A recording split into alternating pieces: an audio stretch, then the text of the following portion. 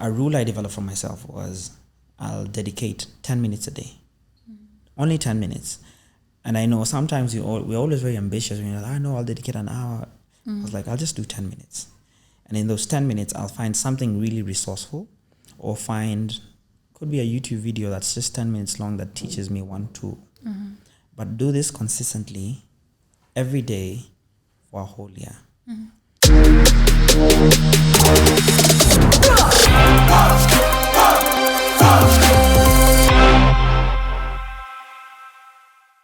Amazing, that's amazing. Thank you. Will you say you'd have turned out differently if you weren't working within agencies? Definitely, yes. So what benefits do you find? Of course, there's the point on being exposed to different fields. There's a point on actually, it's for me. I'd say you get exposed to different areas aside from just the design part of it. What other benefits have you encountered? People. You meet a lot of people. And I think the beauty of meeting people is there's definitely connection, because beyond work, beyond being exposed, it's people, which forms the core of everything. Because at the end of the day, in anything you'll be doing in life, you'll be working with people, you'll be meeting with people. And you could get to benefit out of those relationships, depending on who you meet and where you meet them. And potentially even for the business, if you have a business or you're thinking of doing something, this form of connection will get to benefit you in one way or another. So I think meeting people, creating good relationship with people is a huge part of working at the agency, because you're working with multiple brands at the same time, seeing multiple clients and people from all areas of the world. There's this connotation, I don't know if it's everywhere or I've heard people say that working within agencies can be a bit overwhelming. So what will you advise people on what to do, or how can they manage that? How they can manage the experience at the agency? Well, it depends. Different agencies are different. Like they're all different. There's none that's the same. There's some things that might look the same, but there's some that are not the same. What I generally say about the experience of working and making sure your work experience is good no matter where you go, it's putting your mind on your work, because you can't control what happens outside, but you can control what you do to be able to thrive within those environments. So it's really understanding what do you need to do, and sometimes you don't, because let's say you're fresh from Campo and you're joining and you don't really know what to expect. All you know is what you can do. But there's beauty in also appreciating and working on what you already have, which is, if you're there as a designer and the only thing you know is design, starting with that and making sure you're mastering that specific area. And as you master that, you're beginning to work with people and identifying who is skillful in this particular area and who can help and support me in this particular area. Then you start creating relationships around that. Now, as you create relationships around people who can help you, support you in your role, you'll also begin to see what other areas are tied to my role. I'm working with a person who writes copy. I'm working with a strategist. Now, what do I need to learn from them to be able to add within my craft? But really, the point here is, no matter the place you go, what's really important is, what do you want to do for yourself and your career? The environment is just a space that you're around, but what you really have to control in most cases is what do you want and how do you achieve that? And then now using your environment as your support system to now get you or help you navigate to where you'd like to be. In as much as with different agencies, experiences can be different, but if you are focused on what you need to do and what you need to get out of it, I don't think it'll be a big problem. Interesting. And how do you grow personally? Aside from the leadership bit of it, how do you manage your time to learn more things? Well, I think that comes with a lot of early mornings and late nights and choosing to constantly grow. So I can call it a golden rule I always have is 10 minutes a day. Yeah. As I was growing even at the beginning, and why this has worked for me and why it's like a thing for me, it's because I've practiced it and I've seen it work. At the agency, things were very busy, and sometimes you can find it very difficult to get time to do things that help you grow. Now, a rule I developed for myself was I'll dedicate 10 minutes a day. Only 10 minutes. And I know sometimes we're always very ambitious. We're like, I know I'll dedicate an hour. I was like, I'll just do 10 minutes. And in those 10 minutes, I'll find something really resourceful, or could be a YouTube video that's just 10 minutes long that teaches me one tool. But do this consistently every day for a whole year and carry on. Now, if you'd imagine what those 10 minutes, if you're learning a tool on a specific software and you have multiple softwares to learn from and you're just spending 10 minutes only, how much would you have learned in a whole year? Just with 10 minutes, not even dedicating an hour. It's quite a lot. That's 10 minutes a day. 10 minutes a day. Yeah, it could be early morning before you start work. Let's say you get to the office at 8:50. From 8:50 to 9, you're learning something. Just a tool or just something simple, depending on what you need to learn. And with that made me grow so much in less than 2 years.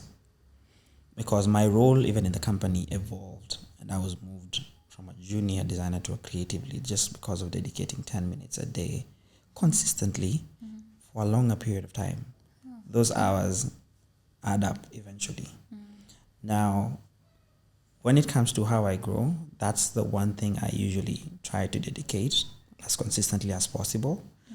10 minutes, and then when you're learning something, I think you definitely have a plan of, here's what I want to learn, here are the things I need to learn. So if you're dedicating 10 minutes a day in this coming week, I'll be spending it maybe learning a tool. Let's say it could be Photoshop, could be tools in Photoshop. And that changes the game for you in a whole different way. So that's one. Number two, I have been heavily investing in courses. If I see something and I feel like I need to grow in a particular area, I buy that course, and I've also been fortunate enough for the organizations that I've worked with to buy the courses for me. Oh, okay. And those are other ways that I used to grow. Number three could be mentorships, or just having conversations with people who I feel are on the next level or who can help me learn a bit more. And sometimes that conversation just opens your mind up and lets you see, okay, here's how I can start to think differently. Because learning does not really have to mean a course or something that you have to do. Sometimes people learn through conversations and sharing.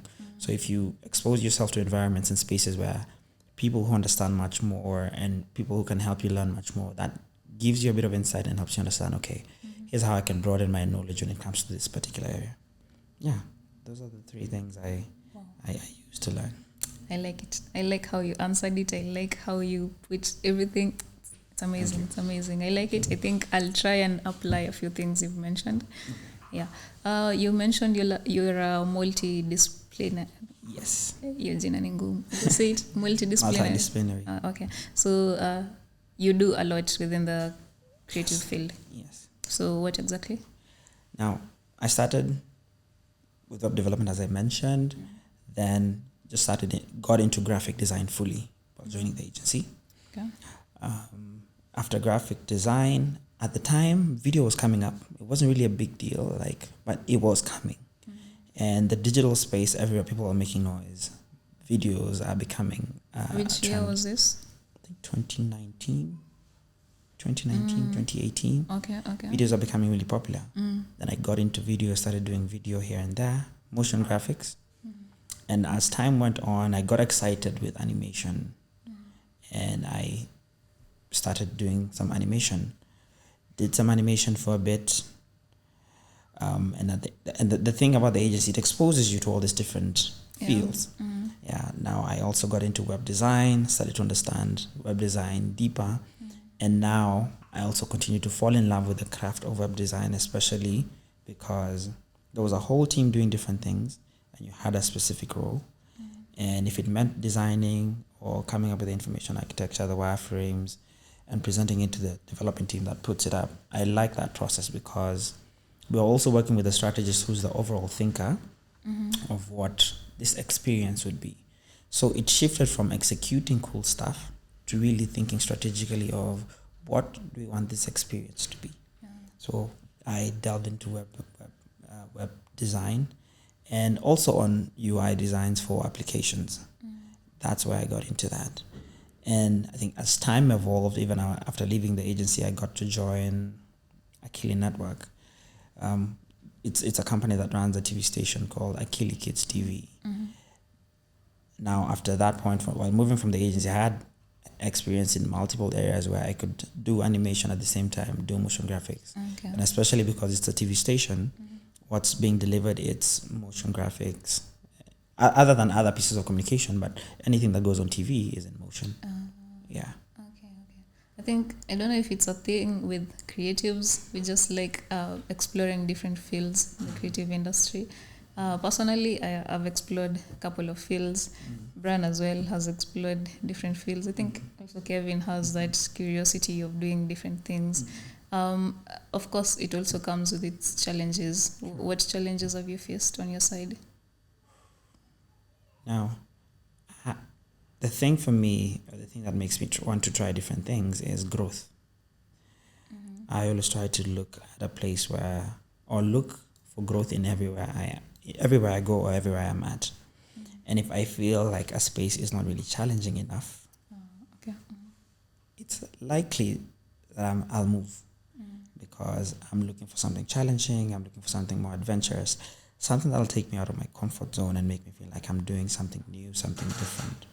Yeah. So that's what really makes me move and gets me curious when it comes to moving. Yeah. So the challenging bit about moving, it really is new people, new teams, and you have to set up systems again for things to work the way they need to work. It can happen you're coming into a new system and there's really no system. Yeah. And let's say if you're used to a certain way of working and a certain standard when it comes to delivering things, you'd have to find ways to rebuild these things and rebuild structure, rebuild systems, create collaborations and relationship and a way of working, which is also something that really I definitely enjoy because in as much as I love design, I think the thing that I've come to fall in love with is the operational side of it. Dealing with people, understanding where they're at, helping them solve their problem, even before it even gets to the work. So supporting, not only, it goes beyond supporting the design team. It's really, how do you support the whole organization to deliver as needed? Because if you look at it, in most cases, design is the core of how most organizations operate. It's a big part of communication within an organization. And that means you'll be collaborating with multiple people within an organization. And that only means if you are either a leader or either a designer within that space, you'll be working with different people. And that means you'll need to have conversations, have relationships to make sure things work the right way and the right results are delivered. Yeah. So which is why I'm also passionate about the operational process of it, because it deals with helping people beyond the design team to just deliver effectively. Well, that's amazing.